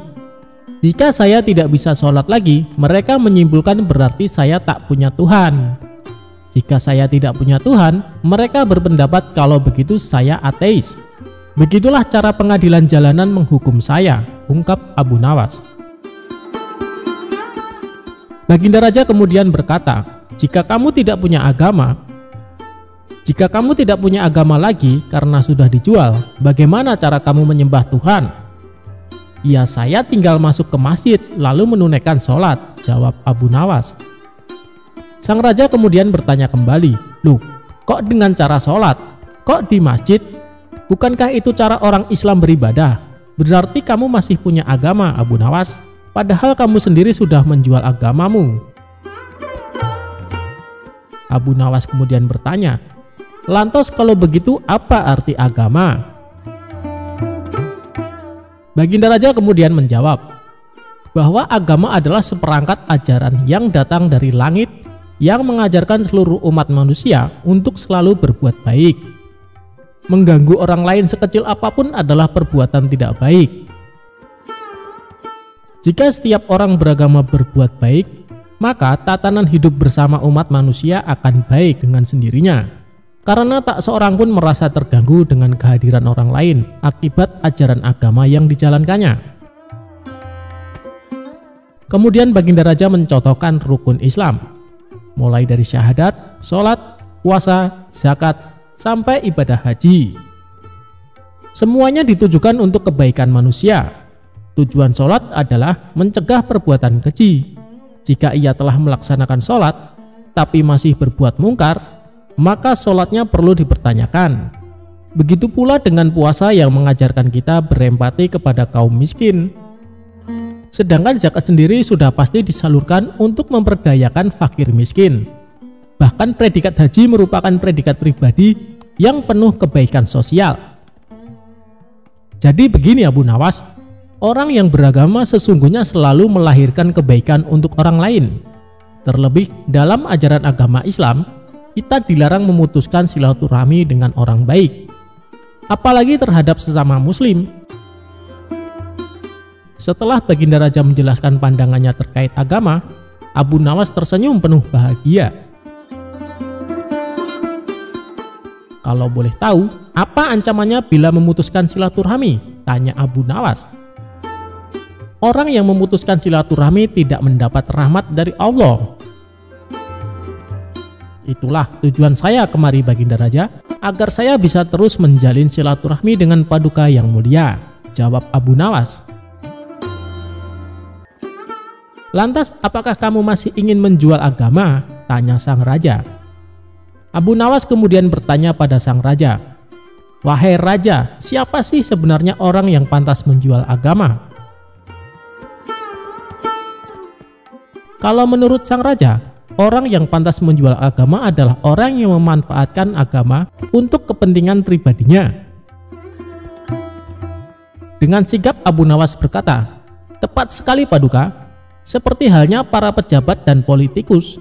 Meski yang dilakukan oleh Abu Nawas terlihat konyol, tetapi maksud dan tujuannya benar-benar penuh makna. Lebih-lebih di zaman yang seperti ini, banyak orang tanpa ragu apalagi menjelang pemilihan umum, banyak yang menggunakan atau memanfaatkan agama demi kepentingan politik.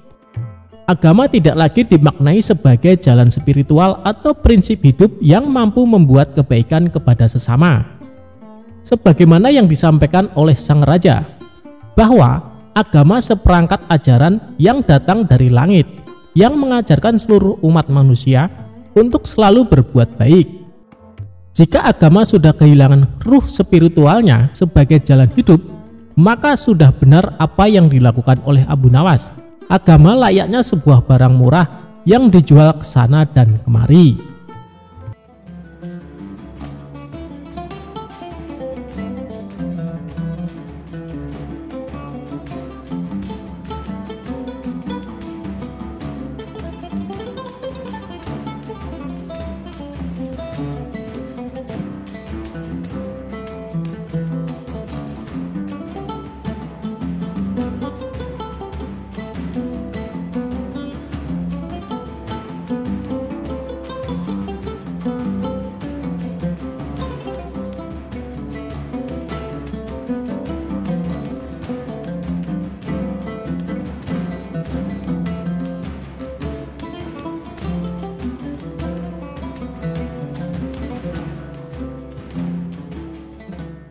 Abu Nawas dikalahkan oleh untanya.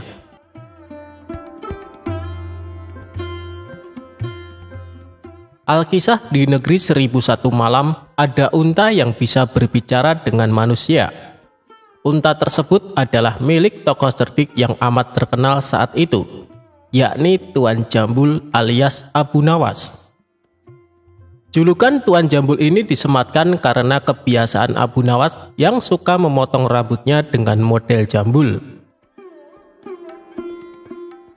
Pada suatu hari, Abu Nawas mengajak untanya untuk pergi mengembara.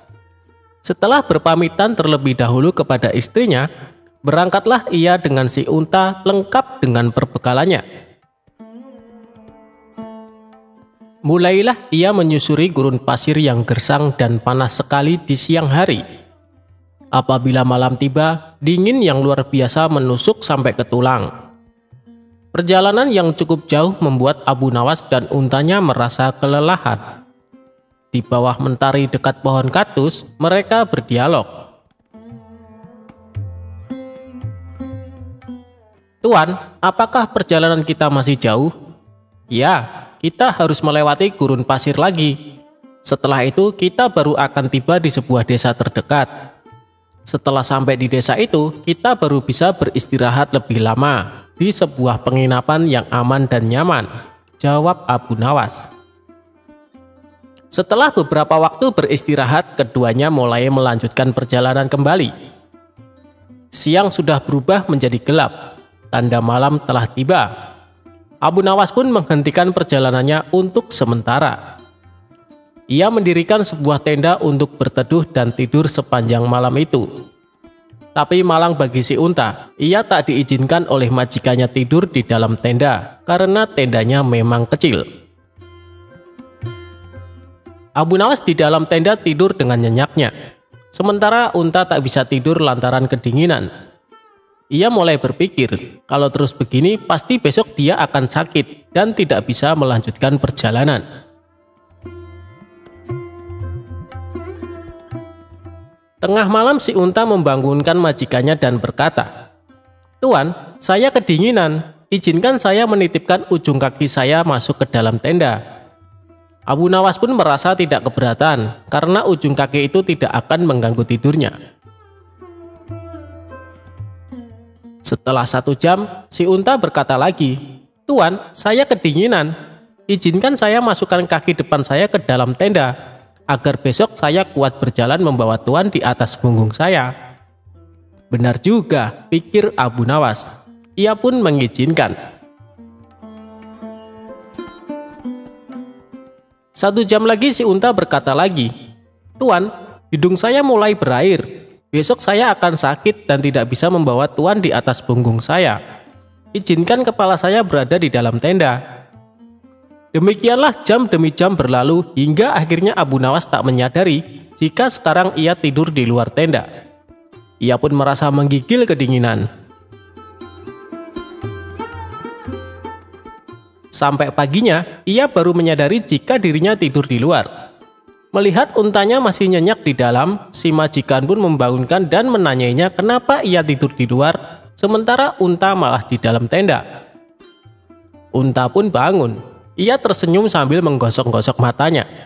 Dijawabnya pertanyaan Abu Nawas tadi dengan santai. "Saya kan tidak mengusir Tuan. Saya sudah meminta izin terlebih dahulu kepada Tuan. Tuan juga memperbolehkan anggota tubuh saya masuk ke dalam tenda. Ini saya lakukan agar hari ini saya kuat menggendong Tuan di atas punggung saya untuk melanjutkan perjalanan." Sambil bersin-bersin Abu Nawas berkata, "Kau memang unta cerdik. Aku yang biasa dikenal orang paling cerdik, ternyata masih bisa kau kalahkan." Si unta pun menjawab dengan merendahkan diri, "Saya begini kan karena berguru pada Tuan." Abu Nawas pun tertawa lepas mendengar perkataan untanya.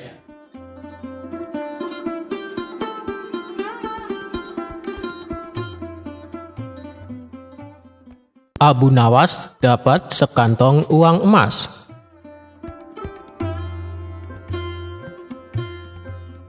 Suatu hari, Abu Nawas menemukan sekantong emas. Dan kala itu negerinya sedang mengalami masa paceklik. banyak yang gagal panen, dan pasar sepi pembeli. Tentu saja kondisi ini sangat mempengaruhi kehidupan rakyatnya. Banyak warga yang mengalami kesusahan termasuk Abu Nawas. Dia dan istrinya terkadang harus berpuasa karena tidak ada makanan. Suatu ketika, Abu Nawas berjalan-jalan di pasar untuk menghilangkan rasa jenuhnya. Tiba-tiba Abu Nawas menemukan kantong hitam berisi uang dan langsung ditanam di dalam tanah. Abu Nawas merenung sepanjang malam. Pikirannya bertanya-tanya, apakah uang di dalamnya akan diambil atau tidak? Hatinya berpikir mengambilnya karena keluarganya sedang mengalami kelaparan. Namun Abu Nawas teringat terus bahwa memakan harta haram bisa mendapat siksa kubur di dunia dan akhirat. Akan tetapi dirinya juga teringat hadis Nabi yang mengatakan Allah Subhanahu wa Ta'ala memberimu hadiah tanpa kamu minta, maka terimalah hadiah itu, jangan kamu tolak, kemudian infakkanlah. Ketika mengingat hadis tersebut, Abu Nawas berkata kepada diri sendiri, sungguhkah ini hadiah dari Allah Subhanahu wa Ta'ala? Dan hadiah itu bagi orang yang menemukan uang tersebut. Namun hal itu tidak menjadikan Abu Nawas membuka kantong temuannya dan masih menunggu barangkali pemiliknya akan datang.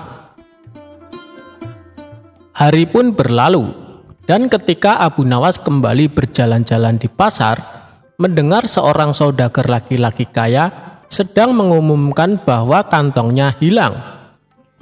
Wahai para penduduk negeri, barang siapa yang menemukan kantong hitam berisi uang 1000 dinar, maka kembalikanlah dengan jaminan dari Allah Subhanahu wa Ta'ala, ucap saudagar kaya itu. Mendengar hal tersebut, Abu Nawas langsung mendekati saudagar itu.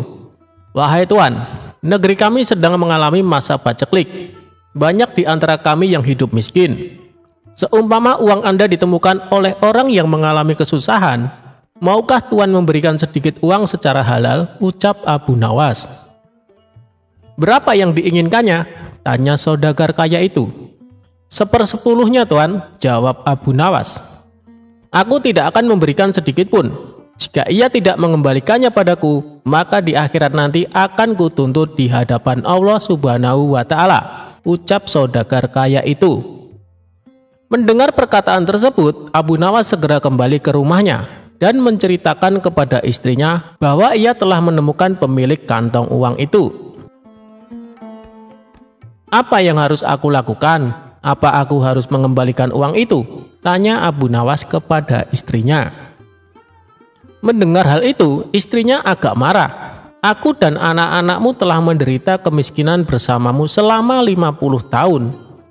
Bahkan saat ini kita hanya mempunyai satu pakaian dan dipakai bergantian untuk sholat. Selama hidup kita belum makan buah dan daging. Datangilah pemilik uang itu dan desaklah dia agar memberikan 1/10 uangnya itu.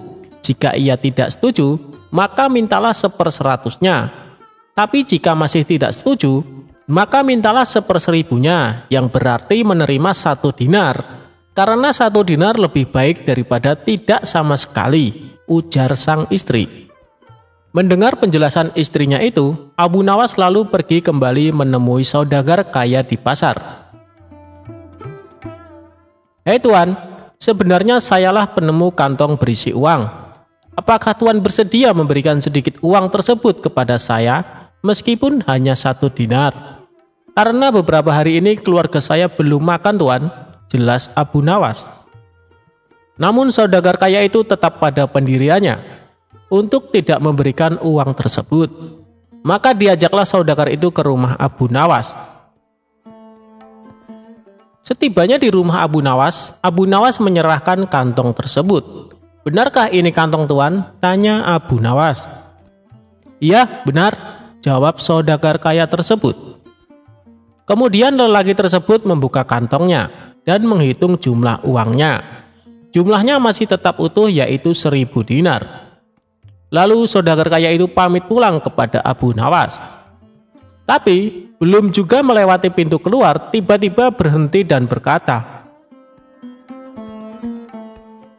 "Wahai orang tua, aku akan menceritakan kepadamu mengenai kantong ini. Ayahku telah mewariskan kepadaku uang 3.000 dinar sebelum meninggal. Ayahku berpesan kepadaku untuk membagikan sepertiganya kepada orang yang berhak menerimanya. Dan aku juga disuruh menjual warisan ternak, lalu menginfakkannya. Sebagian lagi akan kugunakan untuk pergi haji. Maka aku pun melaksanakan wasiat itu, dan wasiat untuk membagikan sepertiga uang dari kekayaanku. Uang tersebut aku letakkan di kantong ini, lalu aku pergi ke kota untuk mencari orang yang benar-benar miskin. Namun, aku tidak menemukan seorang pun yang lebih berhak daripada Anda. Maka ambillah uang di kantong ini. Semoga Allah Subhanahu wa Ta'ala memberkahimu," terang saudagar tersebut. Mendengar hal itu, Abu Nawas pun bersyukur kepada Allah Subhanahu wa Ta'ala. Kesabaran dan kejujurannya saat menemukan uang tersebut ternyata mendapat jalan lain dari Allah Ta'ala.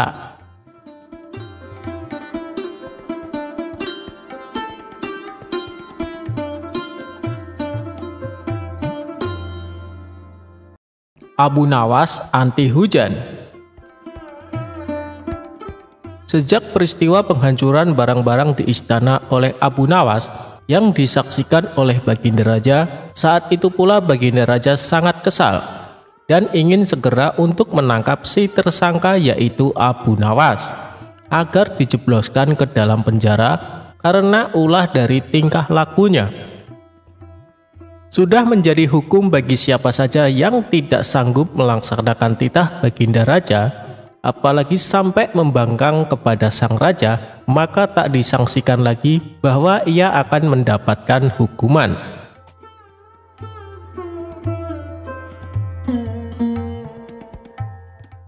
Baginda Raja pun tahu Abu Nawas amat begitu takut kepada beruang. Suatu hari, Baginda Raja memerintahkan prajuritnya untuk menjemput Abu Nawas agar bergabung dengan rombongan Baginda Raja berburu beruang. Abu Nawas merasa takut dan gemetar, tetapi ia tidak berani menolak perintah dari Baginda Raja tersebut. Dalam perjalanan menuju ke hutan, tiba-tiba cuaca yang cerah berubah menjadi mendung beraroma kegelapan. Seketika Baginda Raja langsung memanggil Abu Nawas. Dengan penuh ta'zim dan rasa hormat, Abu Nawas pun mendekati Baginda Raja. Tanya Baginda Raja tanpa sedikit pun senyum di wajahnya. "Ampun tuanku, hamba belum tahu," jawab Abu Nawas dengan polosnya. "Kau pasti tahu bahwa sebentar lagi akan turun hujan. Hutan masih jauh dari sini, kau kuberi kuda yang lamban. Sedang aku dan pengawal-pengawalku akan menunggangi kuda yang cepat. Nanti pada waktu makan siang kita berkumpul di tempat peristirahatanku. Bila hujan turun, kita harus menghindarinya dengan cara kita masing-masing agar pakaian kita tetap kering. Sekarang mari kita berpencar," Baginda Raja menjelaskan. Kemudian Baginda Raja dan rombongan mulai bergerak dan berpencar. Abu Nawas kini tahu Baginda Raja akan menjebaknya. Lalu ia harus mencari akal, ia pun memutar otak cerdiknya. Dan ketika Abu Nawas sedang berpikir, tiba-tiba hujan pun turun. Begitu hujan turun, Baginda Raja beserta rombongannya segera memacu kuda mereka masing-masing untuk mencapai tempat perlindungan yang terdekat.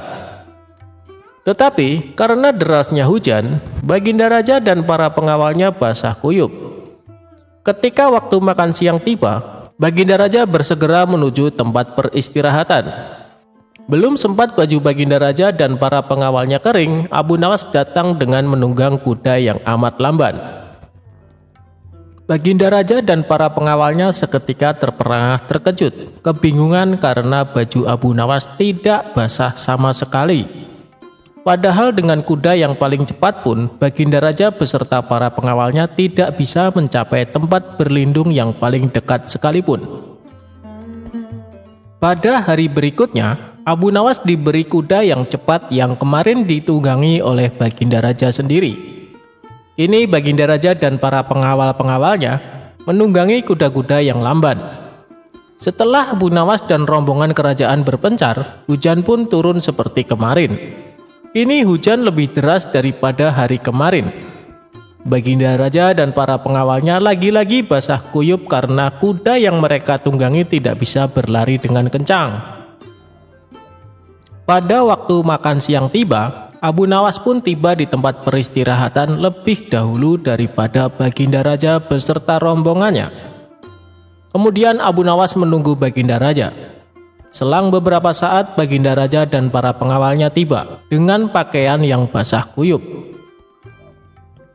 Melihat Abu Nawas dengan pakaian yang tetap kering seolah tidak terkena hujan, atau memang Abu Nawas manusia anti hujan, saat itu pula Baginda Raja menjadi penasaran dibuatnya.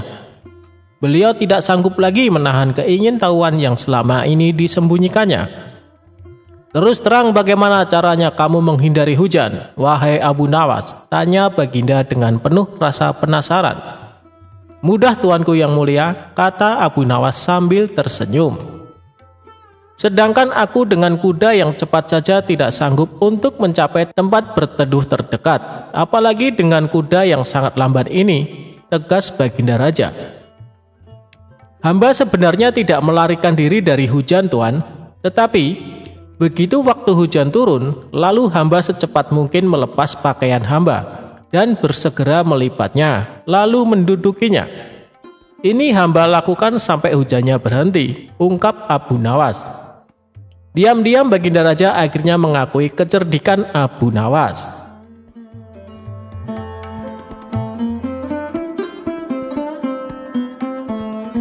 Pada suatu hari, Abu Nawas dengan santai menyisir jalanan kota. Ia mendapat perintah dari Baginda Raja untuk memantau keadaan rakyatnya. Tiba-tiba, langkahnya terhenti tepat di depan lapangan yang tengah penuh dengan kerumunan warga. Abu Nawas penasaran dengan apa yang terjadi di sana. Ternyata di lapangan itu tengah ada pertunjukan monyet ajaib. Monyet ajaib ini dapat memahami bahasa manusia dan hanya patuh kepada perintah tuannya saja.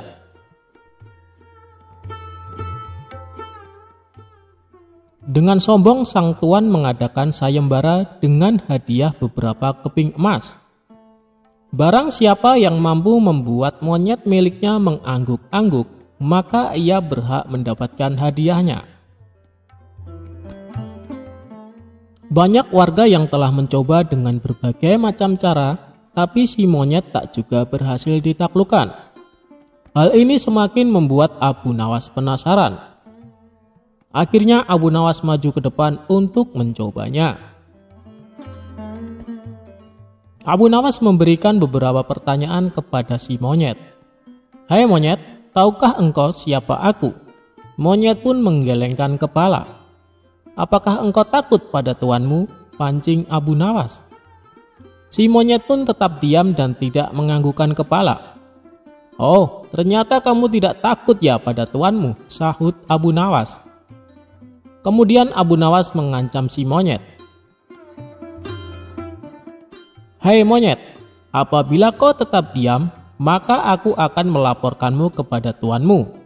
Kalau kamu tidak takut padanya, dan pasti dia akan memberikan hukuman." Si monyet pun mulai ragu, dan akhirnya dengan spontan si monyet mengangguk-anggukkan kepalanya karena takut pada tuannya. Penonton bersorak girang karena Abu Nawas berhasil membuat si monyet menganggukkan kepalanya. Si pemilik monyet sangat marah dan memukuli monyetnya dengan kayu karena merasa malu.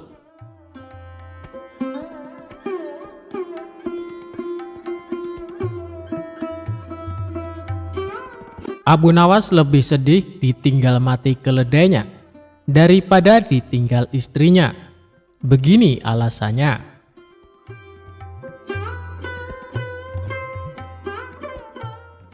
Abu Nawas terkenal dengan sosok yang jenaka, sehingga tak jarang masyarakat terhibur dengan tingkah lakunya. Abu Nawas merupakan tokoh sufi juga penyair kenamaan yang cerdik dan cerdas. Abu Nawas dan istrinya dikenal salah satu keluarga yang sangat harmonis, sehingga tak jarang dari masyarakat yang iri melihat keharmonisannya.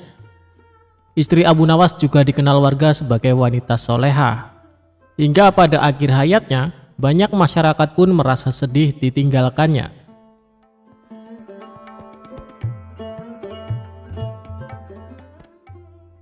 Dikisahkan pada suatu ketika, Abu Nawas ditinggal wafat istrinya. Semua warga yang mengenal kedua pasangan suami istri itu tak menyangka dan turut berduka cita. Saat itu orang-orang mengira kematian istrinya itu pasti akan membuat Abu Nawas sangat sedih. Namun ternyata sebaliknya. Baru beberapa hari saja Abu Nawas sudah kembali ceria. Pada suatu hari, setelahnya Abu Nawas kembali melakukan aktivitas seperti biasanya, dan tidak ada lagi tampak raut kesedihan. Orang-orang pun merasa heran. Setelah beberapa harinya, Abu Nawas kembali diberi kesedihan, karena keledai satu-satunya telah mati untuk selamanya. Kematian keledainya itu rupanya membuat Abu Nawas sangat terpukul. Hampir 1 bulan lamanya, Abu Nawas terlihat sangat bersedih. Orang-orang pun kembali dibuat heran dengan sikap Abu Nawas yang aneh itu. Mereka beranggapan Abu Nawas telah keliru. Salah satu tetangganya lalu mendatangi Abu Nawas. "Saya tahu kamu telah kehilangan keledaimu, tapi tidak perlu bersedih seperti itu, Abu Nawas. Apalagi sampai berlarut-larut. Tapi yang membuatku heran, ketika kamu kehilangan istrimu, kamu dengan cepat kembali ceria. Kesedihanmu saat itu hanya beberapa hari saja," kata si tetangga kepada Abu Nawas. Abu Nawas tidak setuju dengan anggapan tetangganya itu. "Kalau saja kalian ingat saat aku kehilangan istriku, tetangga kita yang di ujung sana bilang, 'Hai Abu Nawas, kamu jangan terus bersedih. Saudara perempuanku siap menjadi istri terbaikmu.' Sementara tetangga kita yang lain berkata, 'Hai Abu Nawas, berbahagialah. Anak perempuanku yang cantik siap akan aku nikahkan denganmu tanpa mas kawin. Oleh sebab itulah saat kepergian istriku, hatiku pun tidak terlalu bersedih. Tapi sekarang saat keledaiku meninggal, tak ada seorang pun yang datang menghiburku dan menawarkan keledainya pengganti kepadaku," jawab Abu Nawas. Mendengar penuturan Abu Nawas, tetangganya itu hanya terdiam dan tak berkata apapun.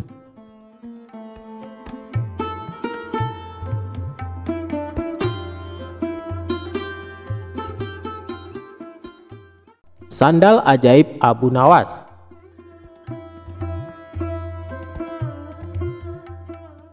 Suatu hari, Abu Nawas berangkat menuju pasar untuk berjualan mencari rezeki tambahan. Sesampainya di pasar, ia langsung menggelar tikar sebagai lapak berjualan. Kebetulan pada hari itu ia berjualan sendal yang diberi nama ajaib. Abu Nawas mulai berteriak-teriak menawarkan barang dagangannya kepada para orang-orang di pasar. "Sandal ajaib, sandal ajaib, sandal ajaib," teriak Abu Nawas berkali-kali di pasar. Sesaat kemudian datang seorang pemuda menghampirinya dan melihat-lihat barang dagangannya. "Silahkan tuan, mau membeli sendal?" tanya Abu Nawas. "Ya, apakah ini sendal ajaib?" tanya pemuda. "Tentu saja tuan," jawab Abu Nawas. "Saya ingin mencari sendal yang bisa merubah hidupku yang miskin ini," kata pemuda itu. "Apa maksud tuan?" tanya Abu Nawas lagi. "Saya ini sudah lama hidup miskin dan ingin sekali kaya raya. Saya ingin membeli barang yang bisa memberikan saya keberuntungan," kata pemuda tersebut.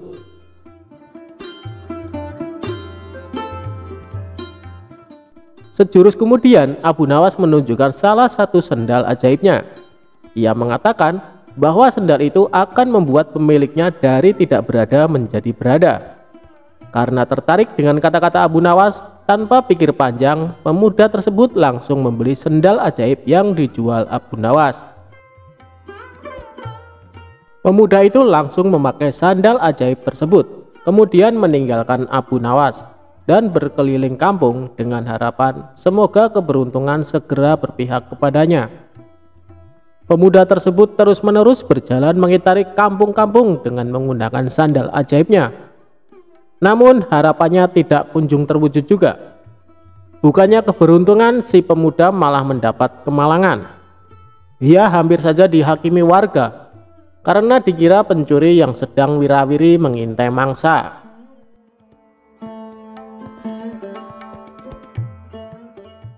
Hari sudah menjelang sore. Dengan perasaan marah dan kecewa, ia akhirnya mencari Abu Nawas meminta pertanggungjawabannya. Setelah bertanya sana-sini, akhirnya ia menemukan Abu Nawas. "Assalamualaikum," sapa pemuda itu. "Waalaikumsalam. Ternyata Tuan. Bagaimana kabar Tuan?" tanya Abu Nawas. "Kabar buruk. Aku tidak merasakan keberuntungan apa-apa setelah memakai sendal ini.